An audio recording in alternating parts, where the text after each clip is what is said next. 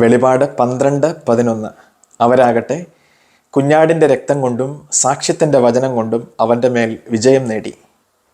ഏറ്റവും കിരാതവും ക്രൂരവുമായ ഭരണം നിർവഹിച്ചിരുന്ന ഡൊമീഷ്യൻ ചക്രവർത്തി റോമാ സാമ്രാജ്യം ഭരിച്ചിരുന്ന കാലത്ത് ഏഷ്യ മൈനറിലെ വിശ്വാസികൾ പിശാചിൻ്റെ പ്രലോഭനങ്ങളെയും പ്രതിസന്ധികളെയും പരീക്ഷണങ്ങളെയും മർദ്ദനങ്ങളെയും എങ്ങനെയാണ് അതിജീവിച്ചത് എന്നുള്ളതിൻ്റെ സൂചനയാണ് ഈ വചനം.